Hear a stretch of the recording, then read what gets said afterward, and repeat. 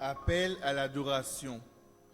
Oh, voici, oh qu'il est agréable et qu'il est doux pour des frères de demeurer ensemble. Car c'est là que l'Éternel envoie la bénédiction, la vie pour l'éternité. Gloire à Dieu notre Créateur,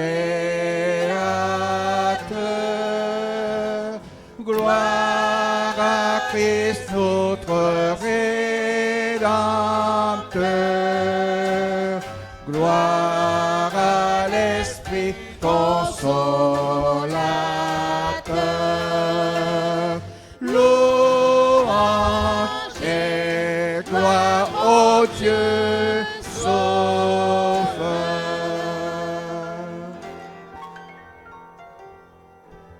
Invoquons notre Dieu, notre Père qui est aux cieux. De plusieurs foyers, nous sommes venus nous assembler ici pour l'adoration.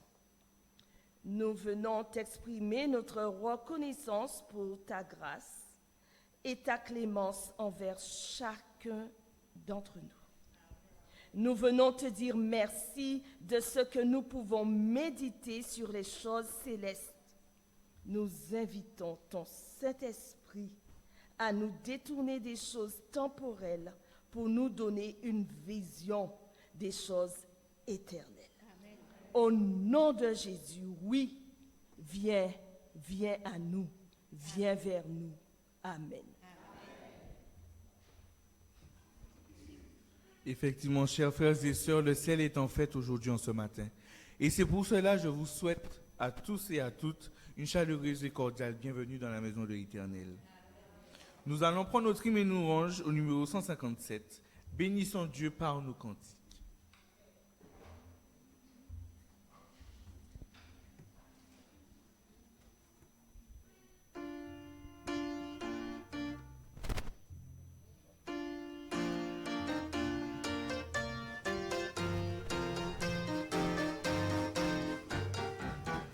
Bénissons Dieu par nos cantiques, exaltons-le d'un même cœur. Chantons ses exploits magnifiques, son grand amour, son bras vainqueur. Louons et chantons, louons, chantons, louons le grand nom du Seigneur, du Seigneur. Louons et chantons, louons, chantons, louons notre Dieu Rédempteur. C'est sa main qui nous a fait naître, nous sommes son peuple à jamais.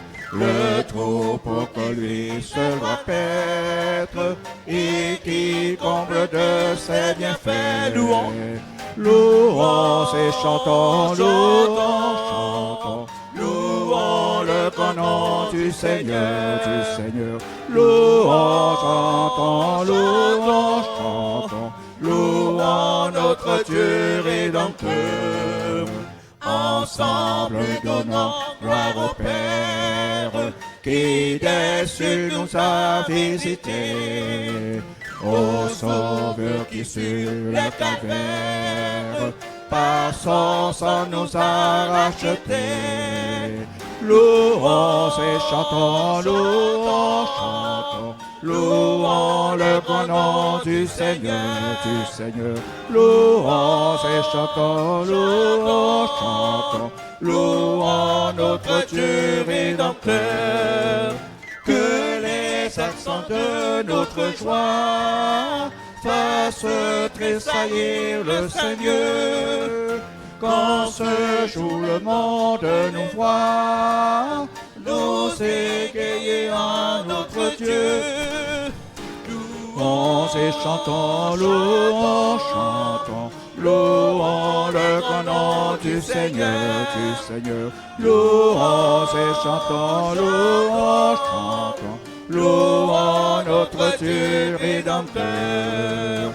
Reçois notre hommage, reste à jamais notre secours. Ton amour dure d'âge en âge, ta bonté subsiste à toujours. Louons, Louons et chantons, louons le grand nom du Seigneur, Louons, chantons, louons notre Dieu rédempteur.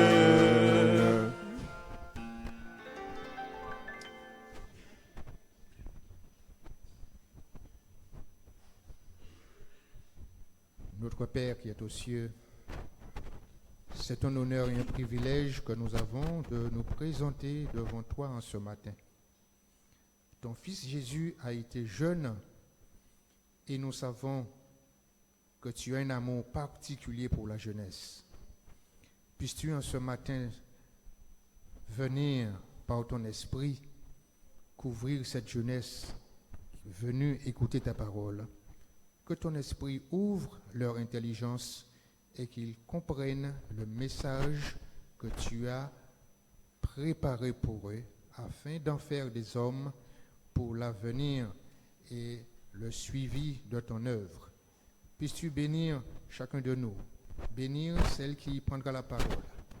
Nous te remercions aussi pour les dîmes et les offrandes que tu nous permets d'apporter. Puisses-tu bénir l'usage de ces fonds, bénir aussi ce que nous avons à la maison et que ton œuvre soit fortifiée par ces dons.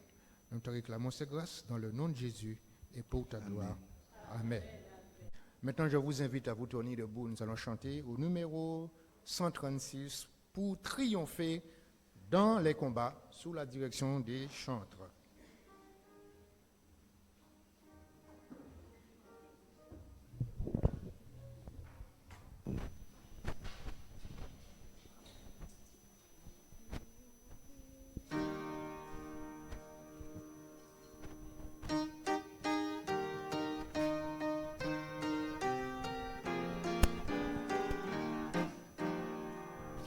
Pour triompher dans les combats, quelle est notre force et si bas, quelle est la divine lumière qui nous dirige et nous éclaire dans la nuit sombre de l'ère. C'est la parole du Seigneur. Quel est le clévade tranchant dont les coups sont assez puissants pour percer toutes les armures et faire de cette blessure en pénétrant jusqu'au cœur. C'est la parole du Seigneur. Quel est ce souffle impétueux? Quel est ce vent qui vient des cieux et dont la voix grave et sévère, semblables à celle du tonnerre, fait trembler l'âme du pécheur? C'est la parole du Seigneur.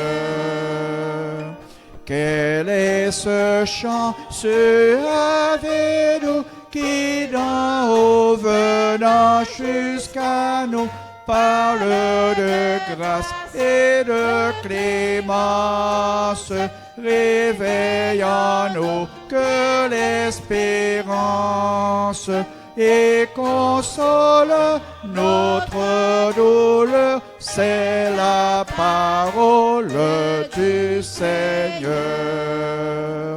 Cette parole habite en moi, éclaire et ranime ma foi. Dans les combats, sois ma défense. Dans les dangers, ma délivrance. Et que par toi je sois vainqueur. Cette parole du Seigneur. Gardons notre position pendant que j'ouvre la parole de Dieu au livre de Timothée, 2 Timothée, chapitre 3, et je lirai le verset 16 et 17.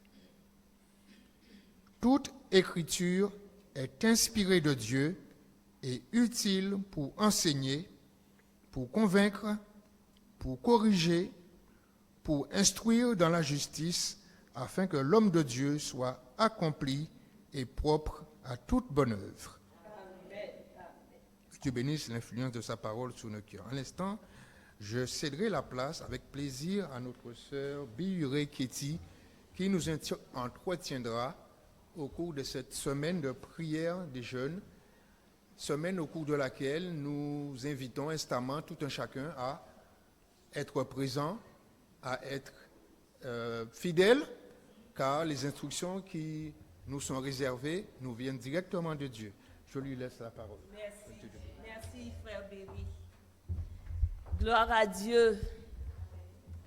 Je suis vraiment très heureuse d'être avec vous ce matin. Ma joie déborde, mais je me retiens. Parce que quand c'est le sabbat et que je suis à l'église avec ma famille spirituelle, j'ai envie de danser. Non, pas on dit ça, hein? C'est vrai. Content de te revoir.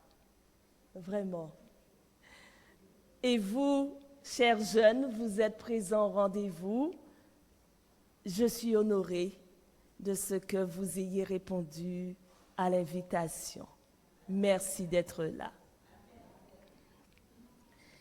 Je vais être avec vous pendant toute la semaine, en soirée et aussi samedi matin.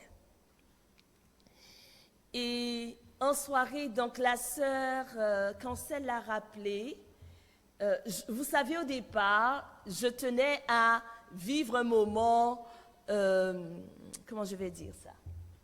Prendre le petit déjeuner avec vous les jeunes. Mais oui, c'était prévu au programme, en dimanche matin. Ça, j'ai eu à vivre ça, c'était bien, je vous l'assure. On est devant le Seigneur ensemble, puis on a ce moment de partage. Mais malheureusement, nous avons appris que dans la ville du Gosier, demain, il y aura sorti en pyjama, en paquet bitin, oh là là là là, effervescence. D'accord. Alors, de vous à moi, je vais vous dire une chose. On laisse les gens du dehors, du monde, faire leurs histoires de carnaval demain, mais nous aurons un temps pour nous, un dimanche matin. C'est une promesse. Et ce sera agréable. Ce sera très agréable. C'est une promesse que je vous fais. Hein, Chantal? D'accord? Qu'il en soit ainsi. Alors, autre chose à vous dire. Donc, demain soir, lundi, mardi, mercredi, nous serons en distanciel. Mais vous allez vous rendre compte, c'est aussi intéressant en distanciel. Ça a un autre charme. Mais ce que Dieu a à nous dire, il le dit en distance ou en présentiel. Et c'est faire du bien à ses enfants. Deuxième chose, nous sommes appelés à être attentifs à ce que Dieu nous dit. Et pour vous y aider, j'ai mis en place un petit jeu concours. Même en distanciel, vous pourrez y participer. Ce jeu concours exige de votre part, et c'est un défi que je vous lance, d'être à l'écoute, de noter certaines informations qui sont données, et chaque soir, à partir de demain, 3 questions vous seront posées. il faudrait y répondre très simplement.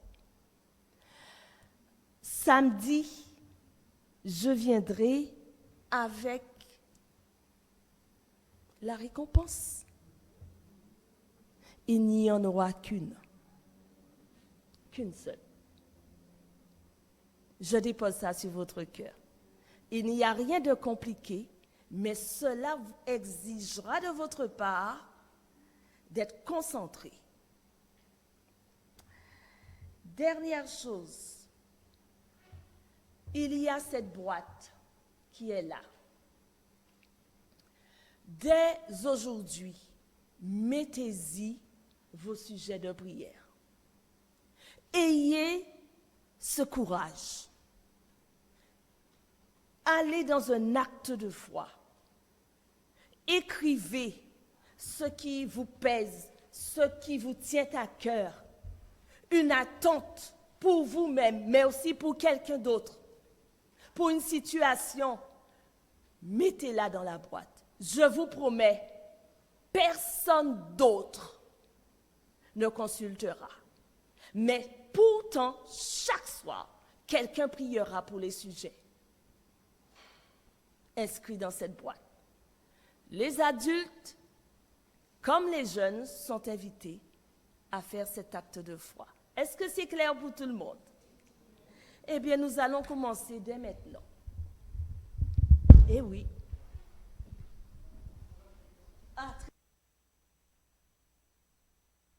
À ma place, finalement, parce que j'oublie chaque fois que nous sommes aussi en direct avec ceux qui sont à la maison.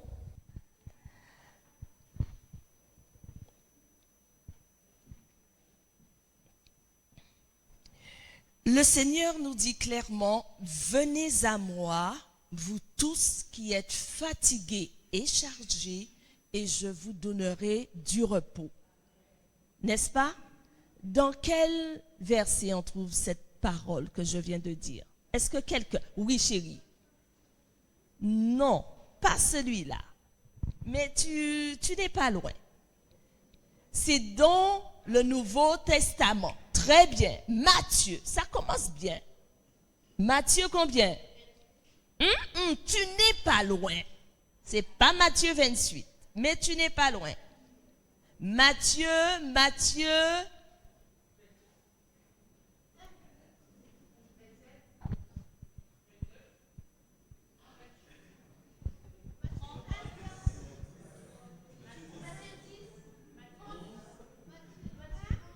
Verset 28. Alors écoutez bien. Cette semaine, il va falloir assimiler. Et cela demande de prendre des notes, même à la maison. Ce verset que je viens de vous donner est un verset clé qu'il faut connaître par cœur. Quand vous n'êtes pas bien, vous devez être en mesure de dire, la Bible dit, le Seigneur dit, il est écrit. Venez à moi, vous tous qui êtes fatigués et chargés, je vous donnerai du repos. Et vous dites au Seigneur, c'est ce que tu dis dans ta parole, fais que cela soit vrai pour moi. Je suis fatigué et chargé, donne-moi du repos. Mais il faut le faire sur une base, ah pas vrai? Est-ce que tout le monde est au clair? Ça va? Donc, vous êtes venus à l'église ce matin. Je ne sais pas qui a marché sur vos pieds ce matin, ou même hier, qui fait que votre pied vous fait mal. C'est une image, hein? Tout le monde comprend? Là maintenant, il va falloir dire au Seigneur, j'ai mal, mais je dépose à tes pieds. Il y en a d'autres qui sont en attente d'une réponse du Seigneur pour quelque chose de précis. Un stage, par exemple. C'est pas vrai?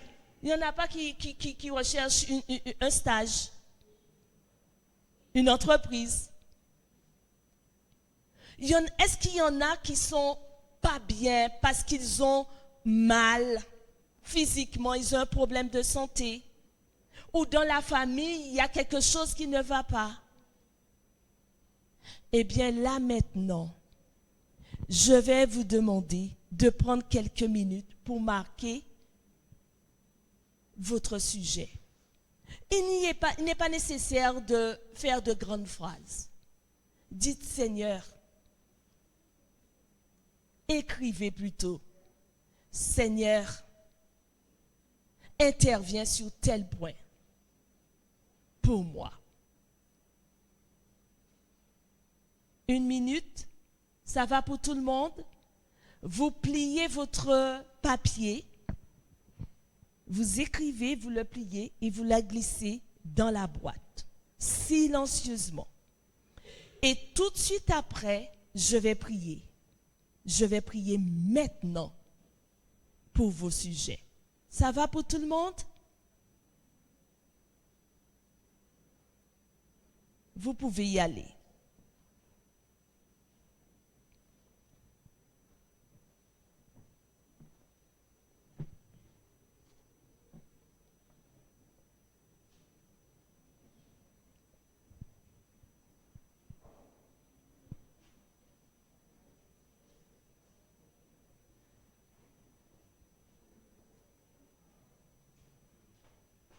Tout le monde est concerné. Mais si pour aujourd'hui, c'est un peu compliqué,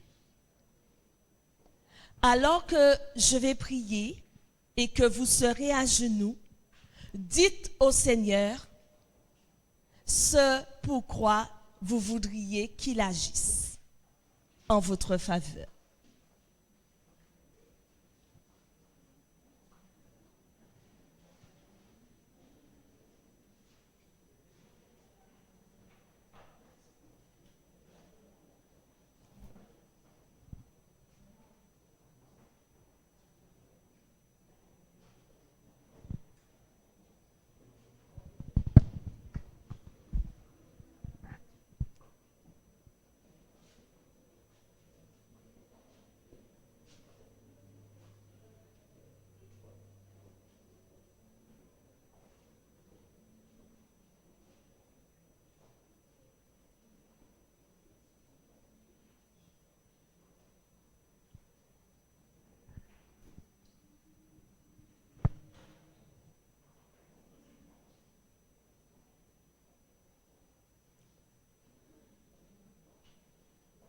Encore quelques secondes et puis nous allons nous agenouiller.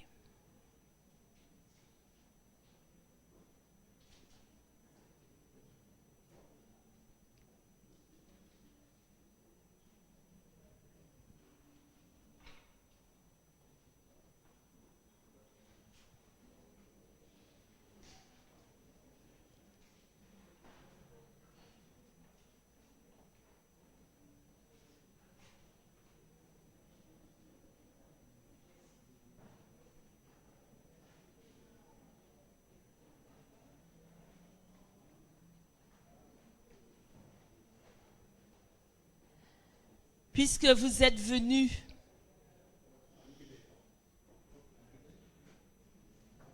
et que vous déposez au Seigneur votre fardeau,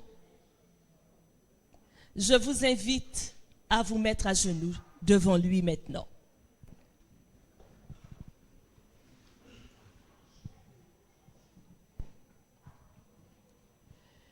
Je demande vraiment, oui, vous pouvez vous mettre à genoux devant votre Dieu. Oui. Oui, vous pouvez le faire. Merci.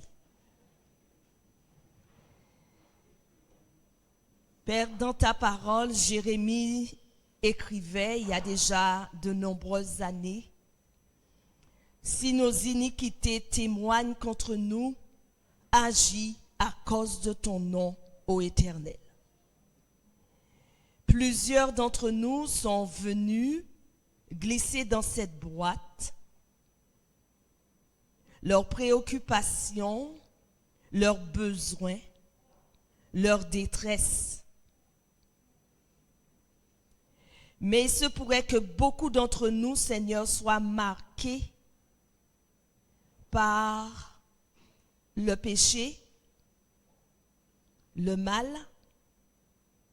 Et c'est la raison pour laquelle nous te disons maintenant que si nos iniquités, nos infidélités,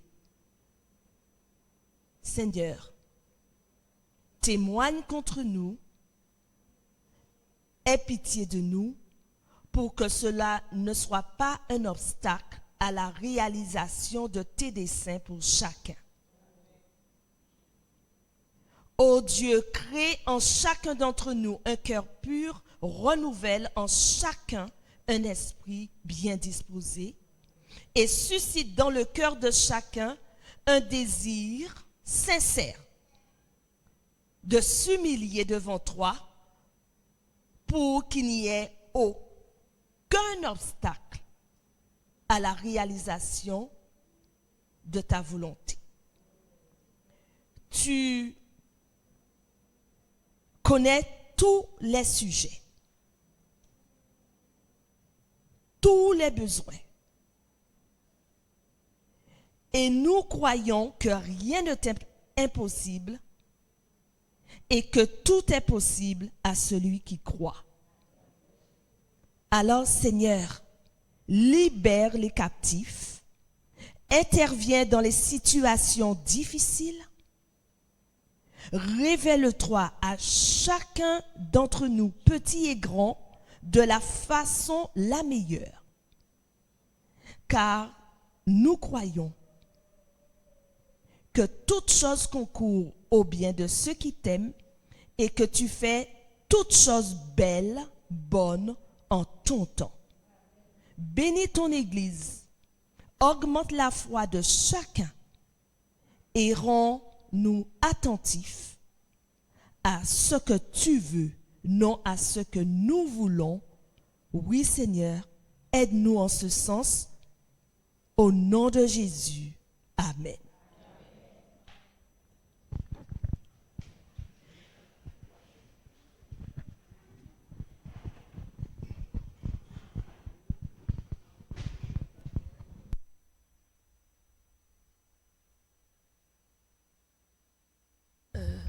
Oui, c'est bon. Merci. Ce matin commence la semaine de prière des jeunes. Et ce n'est pas parce que nous ne sommes pas en majorité en uniforme ou en t-shirt GIA que nous ne sommes pas moins adventistes du 7e jour, jeunes, engagés pour Jésus. N'est-ce pas? Ce qu'il faut comprendre, certains, ce matin, n'ont pas été en mesure, comme moi-même, de revêtir l'uniforme. Mais, durant la semaine, il y aura une progression qu'il faudra que nous manifestions. Et sabbat prochain, je crois qu'il sera d'une évidence que plusieurs d'entre nous puissent affirmer par sa tenue qu'il assume le fait d'être adventiste. JIA, jeune adventiste du 7e jour. D'accord? Très simplement. Il y a des choses durant la semaine que nous allons comprendre et qui vont donner du sens sabbat prochain au fait que certains seront en polo ou en uniforme ou simplement en t-shirt éclaireur. Ça va pour tout le monde? Gloire à Dieu. J'ai reçu le témoignage d'une jeune femme durant la semaine qui racontait que lorsqu'elle était étudiante, elle suivait des études de droit et bien qu'elle faisait ces études-là, elle ne savait pas trop où elles allaient la mener. Et un été, lors de ses vacances, elle va découvrir un livre d'Honoré de Balzac. Et le livre a comme titre « Le contrat de mariage ». C'est pas un livre qui est très connu, pourtant c'est un court roman de cet auteur. Et dans ce livre, Balzac raconte comment un noble, un jeune homme riche, va s'enticher d'une jeune femme et la manière dont sa future belle-mère, donc la maman de la fille, va tenter de l'escroquer. Ça va pour tout le monde, vous me suivez? Et Balzac va dépeindre le notaire du jeune homme et à la lecture de ce livre, Jeanne, donc la jeune étudiante en droit, va être marquée par le personnage du notaire. Et pourtant, le notaire, c'était un homme qui ne semblait pas très sympathique. Mais il avait à cœur une chose, et c'est dépeint dans tout le livre, il avait à cœur l'intérêt à long terme de son client. Et dans l'histoire, il va tout faire pour protéger ses intérêts, même si cela, à un moment donné, va le rendre peu sympathique. Et vous savez, cette lecture va décider de la vocation de Jeanne. Quand elle va finir de lire ce livre, une idée précise va s'inscrire en elle. Et ce livre va la décider à choisir comme métier celui de notaire. Et cela va changer sa vie. C'est fou ça. En tout cas, ça va changer sa vie professionnelle. Un livre. Un livre de rien du tout, on pourrait même dire. Mais ce livre va lui donner envie, va créer en elle une passion pour ce métier.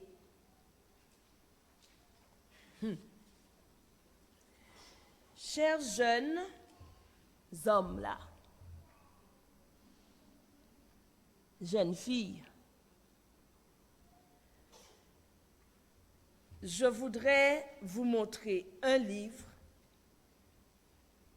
qui a le pouvoir de changer votre vie, de changer la vie des gens. Quel est ce livre? Mi photo, ouais. Mimi.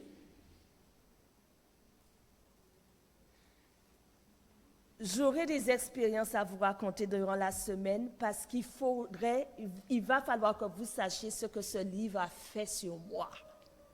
Mais concrètement, si je suis mariée aujourd'hui à Élie, c'est grâce à ce livre. Si à un moment donné, j'étais embarquée dans une histoire sentimentale avec quelqu'un qui était là longtemps des années avant Élie, si j'ai pu me dépêtrer de cette histoire-là, c'est grâce à ce livre.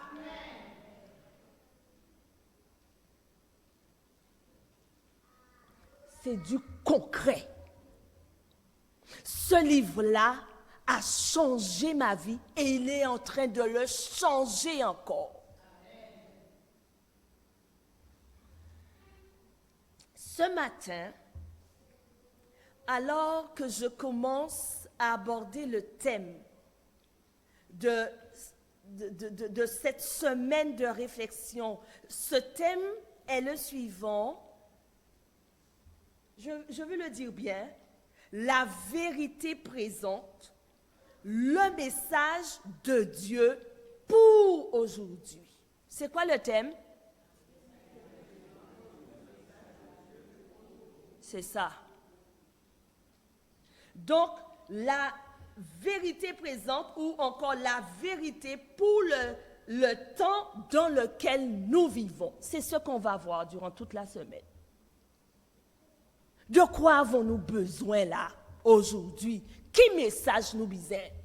Quelle parole nous bisait? Quelle parole qui fait une différence? Eh bien, nous allons voir ça pendant toute cette semaine. Et aujourd'hui, j'aimerais poser la base et poser 2 questions auxquelles il faut absolument que nous répondions et dont les réponses doivent être très claires dans votre tête. La première question est la suivante. Quelle preuve avons-nous que la Bible est réellement la parole de Dieu? Eh oui, on dit la Bible est la parole de Dieu, la parole de Dieu. Ok. Mais qu'est-ce qui prouve ça? C'est la première question et nous allons y répondre. La deuxième question, en tant que jeune, quel avantage avez-vous? Quel avantage pourrez-vous tirer de la lecture et de l'étude de la Bible? Qu'est-ce qui gagne? Tout le monde comprend le créole? Ça va? Très bien. Je parle souvent en créole, je ne veux offenser personne, mais je vous rappelle que c'est une langue qui nous habite et qui fait écho quand on en parle, tout de suite, ça réveille quelque chose. C'est pour cette raison, à certains moments, je sors ces petites choses pas pour dire que la langue créole est belle, que le français est beau, c'est pas ça. C'est que ça nous parle dans nos entrailles. Et, pardon?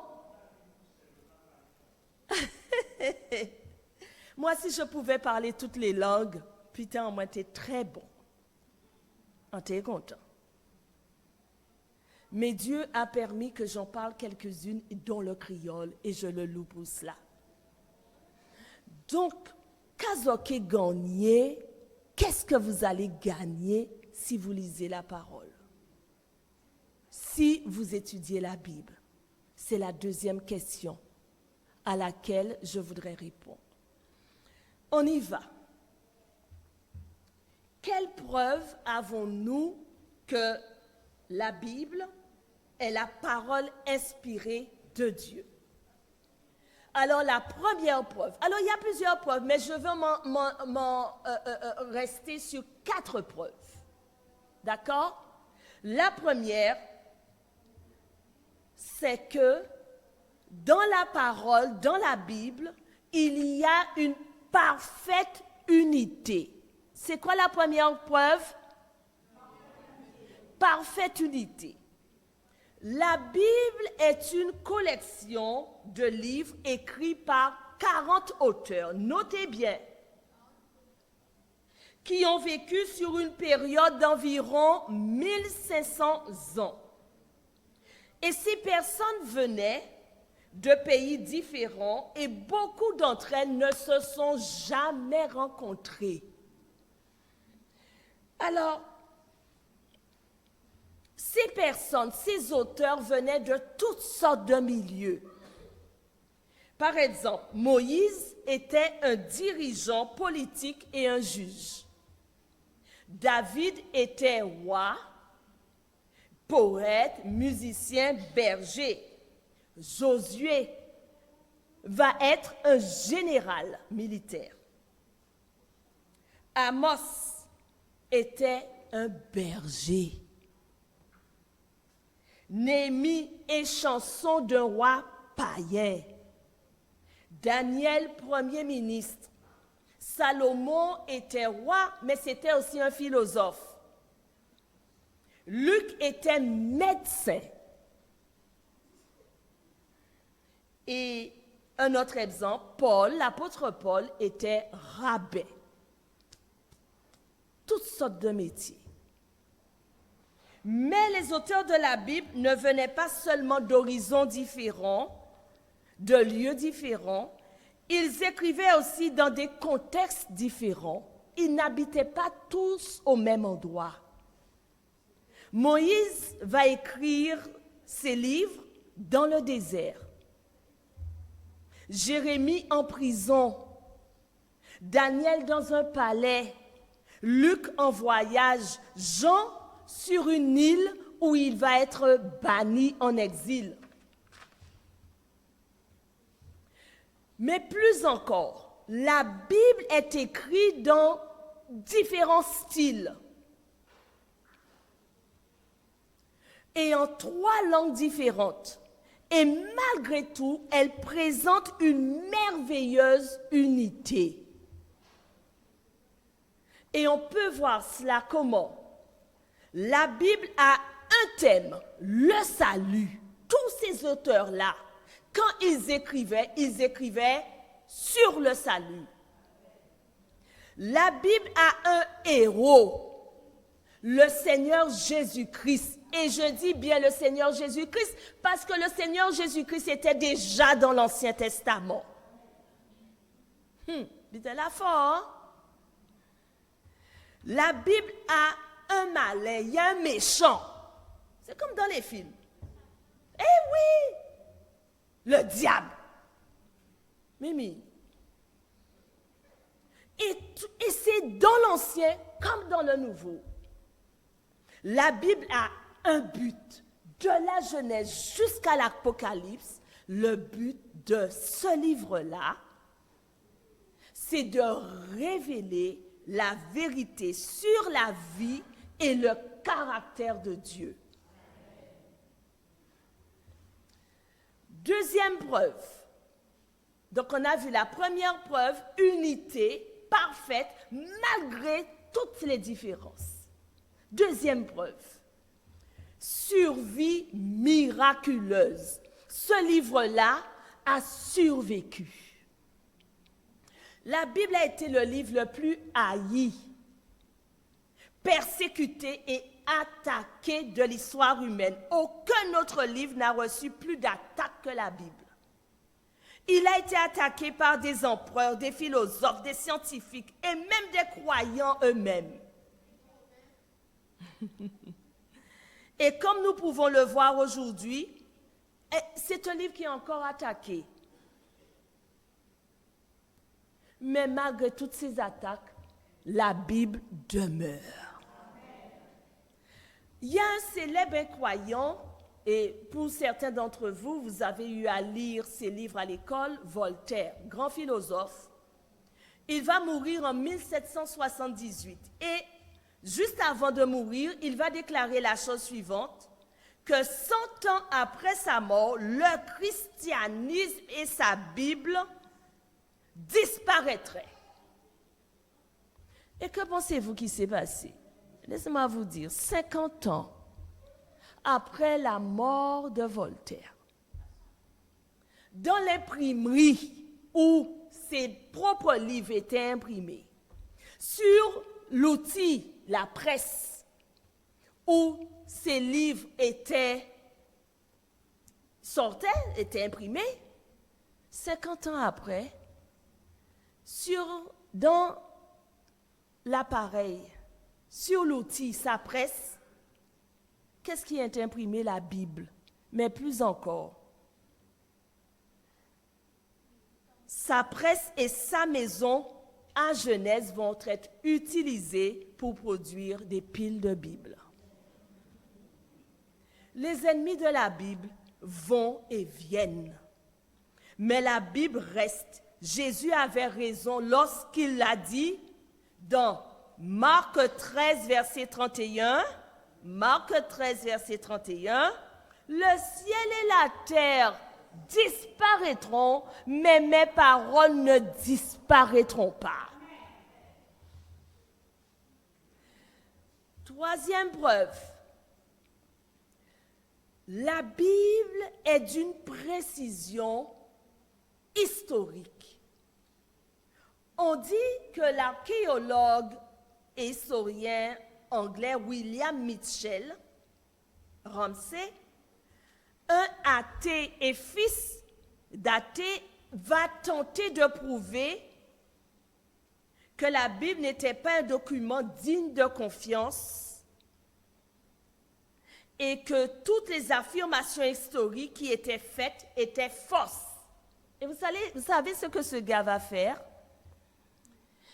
Il va se focaliser sur 2 livres de la Bible qui est d'une grande richesse historique.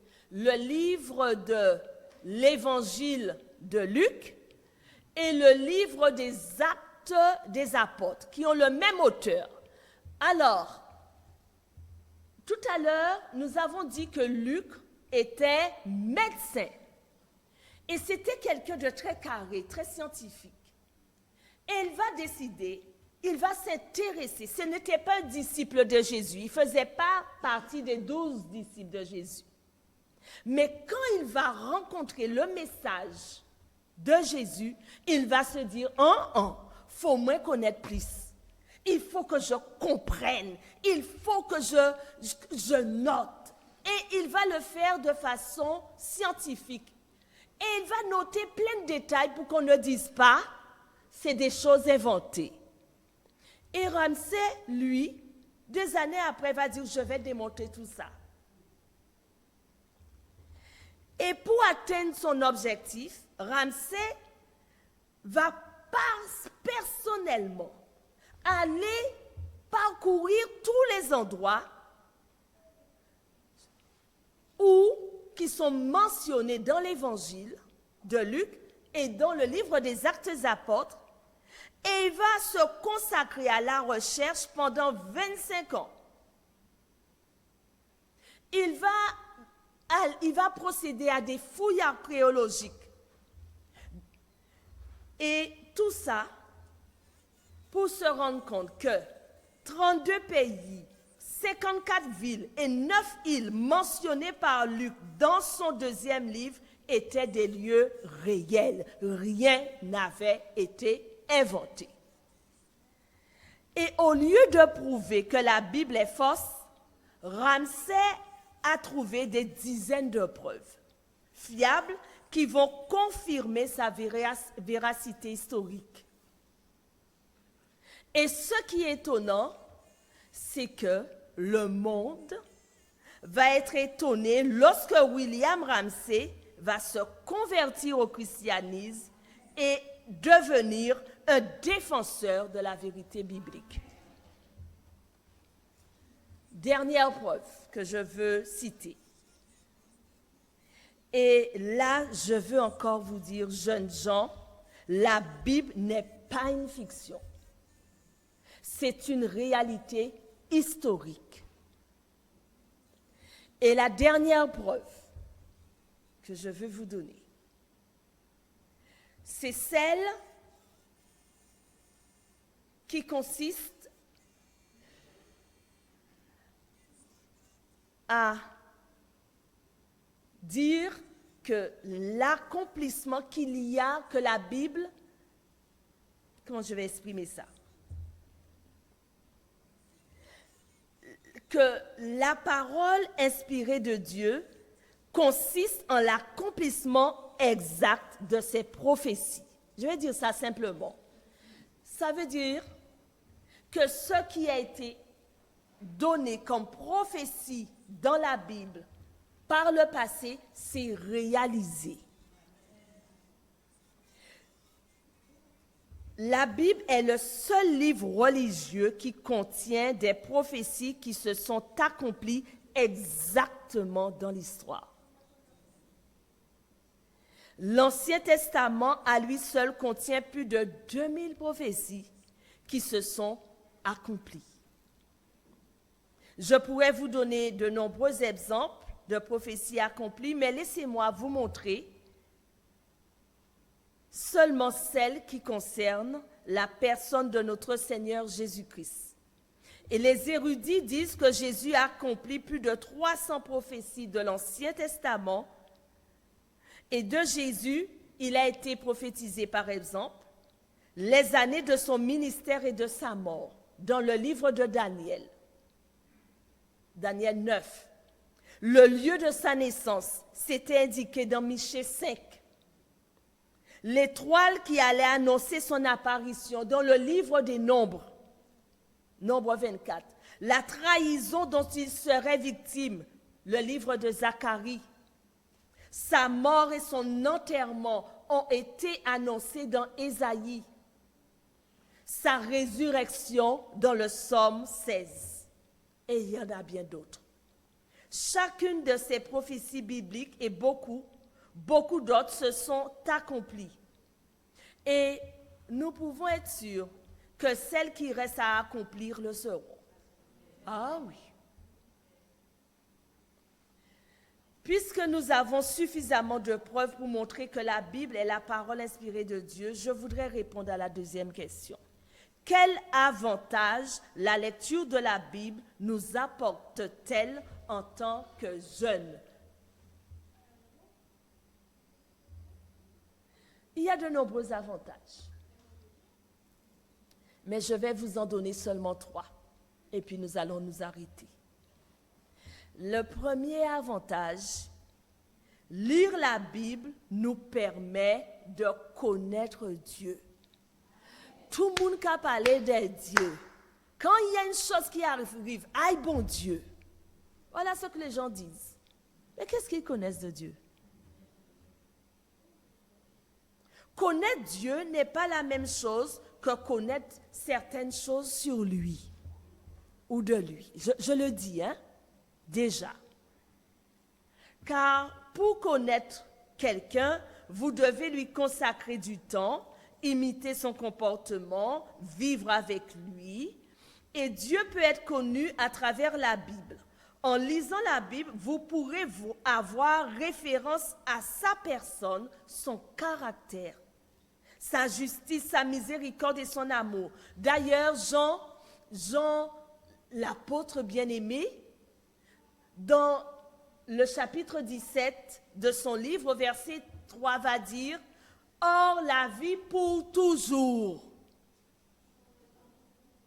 La vie pour toujours, ou encore la vie éternelle, c'est qu'ils te connaissent, toi le seul vrai Dieu, et celui que tu as envoyé, Jésus-Christ. C'est le premier avantage. Parce que quand on connaît Dieu, mes amis, et je parle de vraiment le connaître, ça fait en nous bon.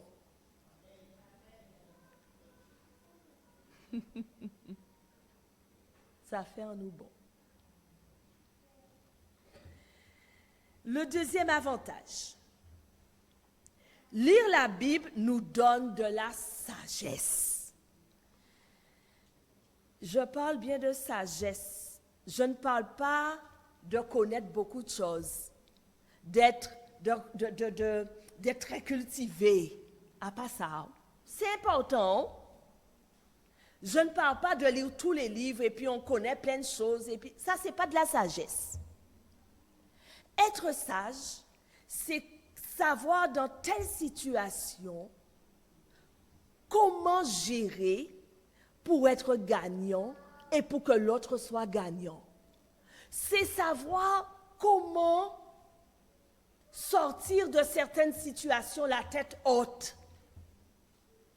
Par exemple, oui, la Bible nous montre comment trouver la sagesse, comment l'appliquer et en profiter. Cela vient de la connaissance de Dieu, du respect qu'on a pour lui. La sagesse, c'est un fruit de la recherche de sa présence. Et la Bible est claire. Elle précise clairement que Dieu nous donne la sagesse pour la vie quotidienne. Mes amis, chaque jour, nous devons prendre des décisions. Et beaucoup de nos décisions ont des conséquences funestes. Quand on a la sagesse de Dieu, on peut éviter une grande majorité de problèmes. Dans le Psaume 119, au verset 130, C'est un verset que j'aime beaucoup qui dit « La révélation de tes paroles est claire, elle donne de l'intelligence à ceux qui manquent d'expérience. » Ou encore, la révélation de tes paroles est claire, elle donne de l'intelligence aux simples. Regardez. Psaume 119, verset 130. Il y a un autre verset qui dit « En effet, c'est l'Éternel qui donne la sagesse. C'est de sa bouche que sortent la connaissance et l'intelligence. » Proverbe 2, verset 6. Et la Bible va nous dire, si quelqu'un manque de sagesse, qu'il la demande à Dieu. Il y a des moments, mes amis, pas même faute en nous. Le fait que nous soyons des humains nous limités, ni débités, nous ne peut pas connaître. C'est Dieu dans le monde invisible qui peut nous révéler. Il y a des choses dans les mondes invisibles qui se jouent et qui ont des incidences dans notre monde visible que nous ne voyons pas. Si nous ne demandons pas à Dieu sa sagesse, on ne pourra pas sortir de certaines situations. Et lire la Bible règle ce problème. Amen.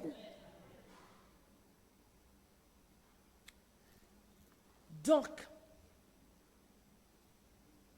il y a un troisième avantage. La lecture de la Bible nous éloigne du péché et nous mène à une vie abondante. Beaucoup de jeunes ont du mal à croire ça, parce que pour certains, la lecture de la Bible, c'est ennuyeux.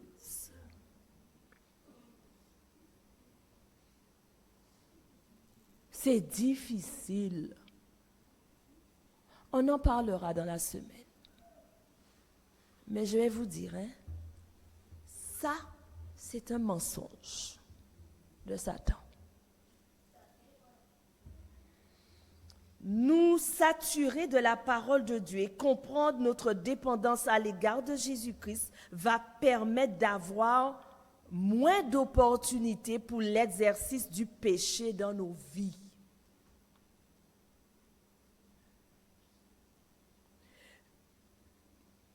Dans le psaume 119, au verset 9 et 11, il est écrit « Comment le jeune homme rendra-t-il pur son sentier ? En se conformant à ta parole. Je serre ta parole dans mon cœur afin de ne pas pécher contre toi. » Avoir la parole de Dieu nous évite d'aller dans le mal.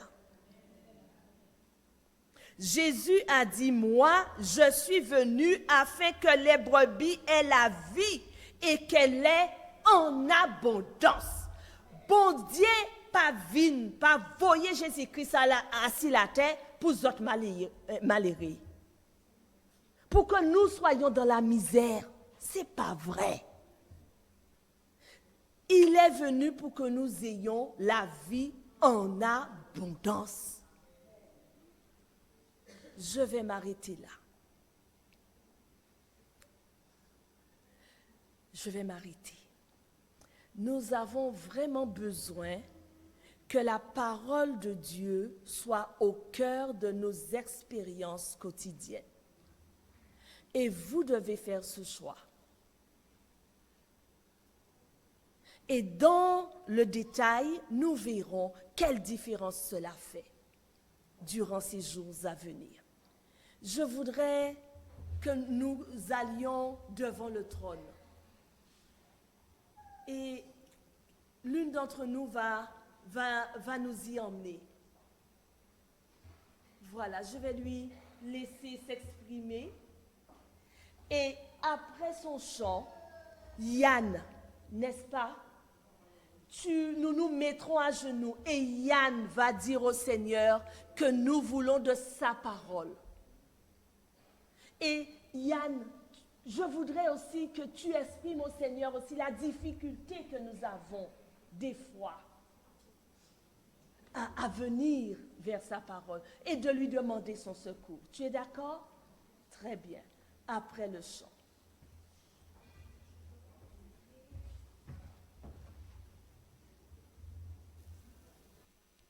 Allô? 1, 2. Ah, c'est bon? Au pied de ton trône éternel, je me prosterne devant toi. Tu règnes sur la terre et les cieux. Tu es assis à la droite de Dieu. Sois exalté, toi l'agneau de Dieu, aujourd'hui et à jamais. Sois couronné de mes louanges. Ta majesté remplit ce lieu. Au pied de ton trône éternel, je me prosterne devant toi. Tu règnes sur la terre et les cieux. Tu es assis à la droite de Dieu. Sois exalté, toi l'agneau de Dieu, aujourd'hui et à jamais. Sois couronné de mes louanges. Ta majesté remplit ce lieu. Ta majesté remplit ce lieu.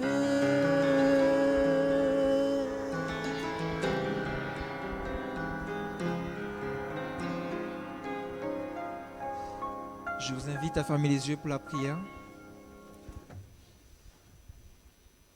Je vous invite à vous mettre à genoux pour la prière.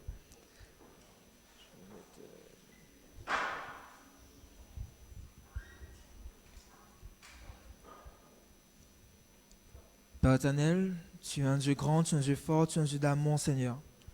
Et depuis le début de l'univers jusqu'à aujourd'hui, Seigneur, tu viens nous voir, tu viens nous aider, tu es présent et tous les jours tu nous prouves ton amour.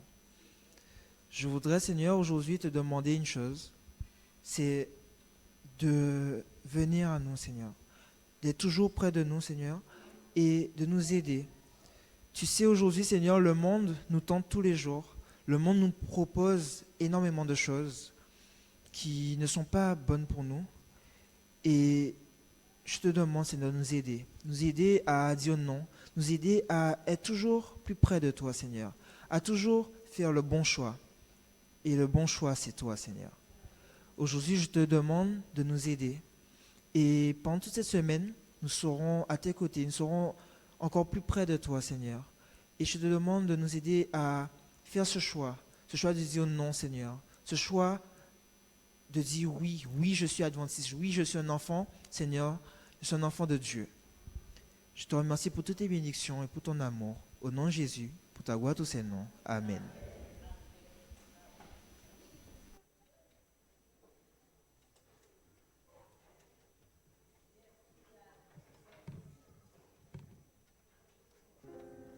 Pour conclure,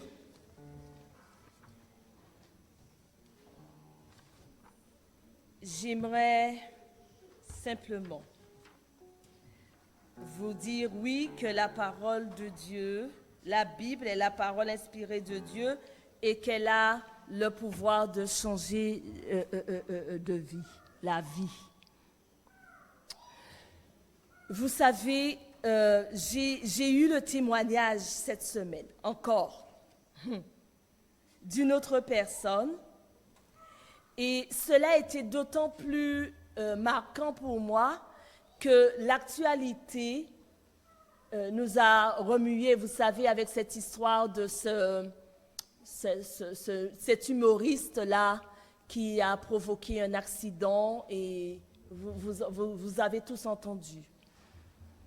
Et donc cet humoriste était dépendant de la drogue et curieusement, cette semaine, j'ai eu le témoignage d'une autre personne qui, elle aussi, était dépendante de la drogue.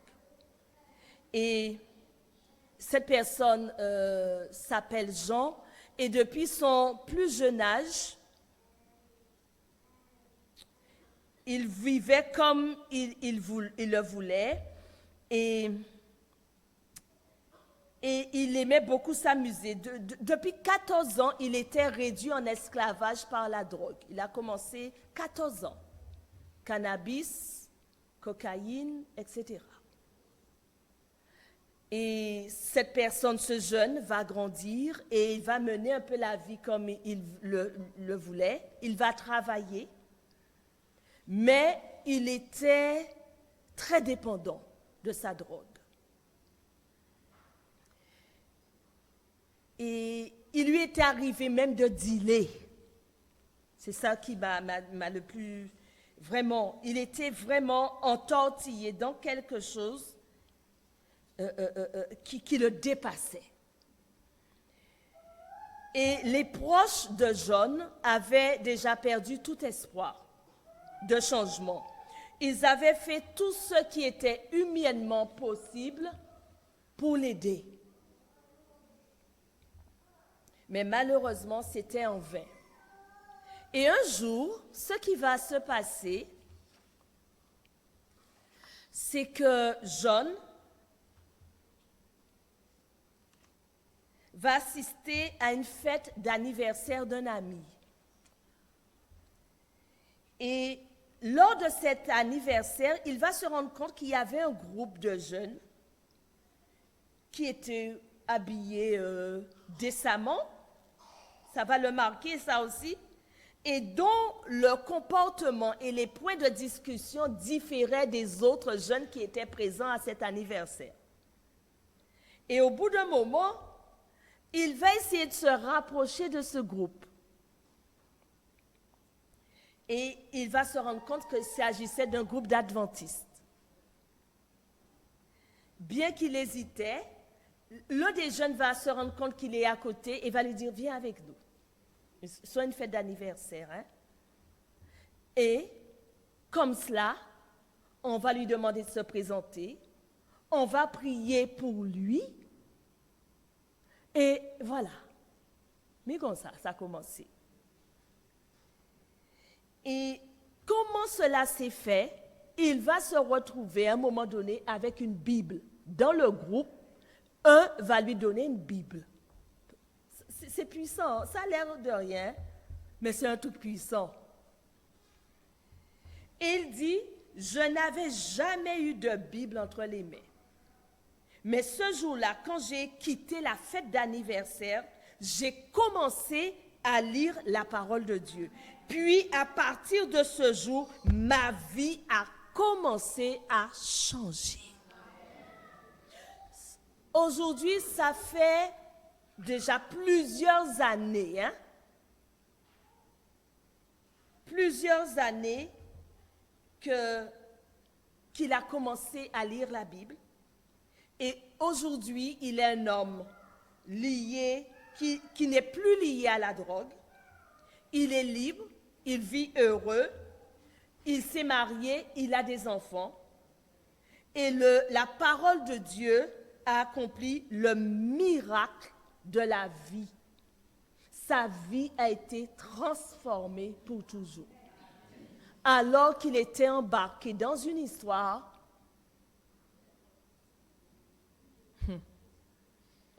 Alors, moi, que puis-je vous dire? Sinon, vous inviter à lire la Bible quotidiennement. Réservez un moment régulier dans la journée pour entendre la voix de Dieu vous parler. Faites-le, essayez. Non, moi, quand je dis ça, je vous dis essayez. Commencez par au moins l'évangile de Jean. C'est plus simple. L'évangile de Jean. Et je veux vous rappeler ce que nous avons dit au départ. Toute l'écriture est inspirée de Dieu et utile pour corriger, pour enseigner, pour convaincre, pour corriger, pour instruire dans la justice, afin que l'homme de Dieu soit formé et équipé pour toute bonne œuvre. Qu'il en soit ainsi, donc, dans votre expérience de vie.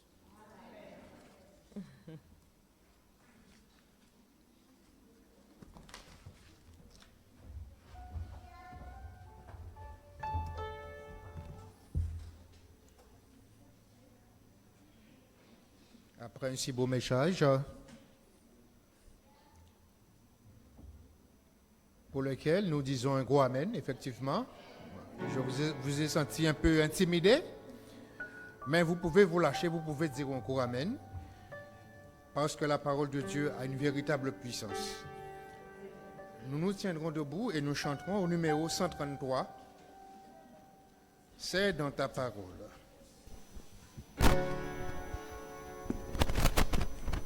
C'est dans ta parole, Dieu.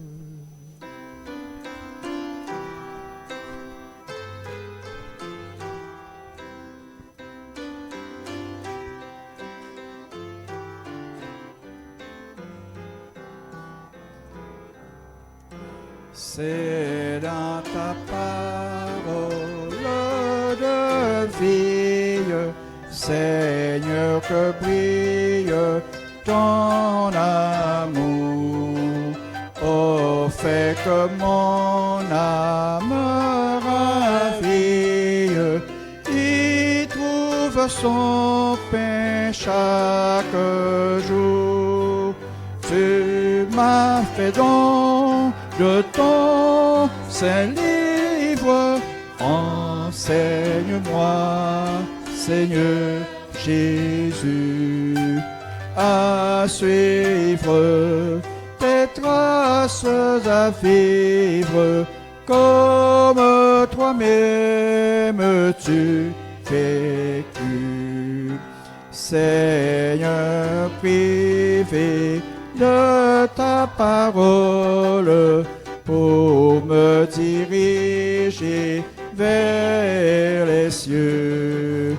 Je suis errant et sans boussole, et je me perds en ces bas lieux. Que toujours elle soit le guide de mon humble vie ici-bas. Que tu montes le fleuve rapide, loin de toi ne m'entraîne pas. Quand sur mes pas gronde l'orage, Jésus pèse à l'ouragan, et sa parole m'encourage comme un phare sur l'océan.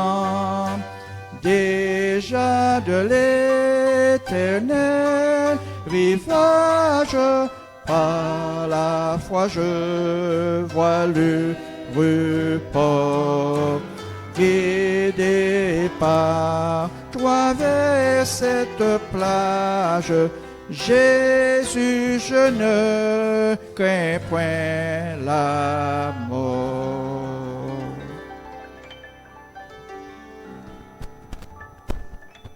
Que la parole de Christ habite parmi vous dans toute sa richesse, et que la paix et la charité avec la foi soit donné à chacun de nous de la part de Dieu le Père et du Seigneur Jésus.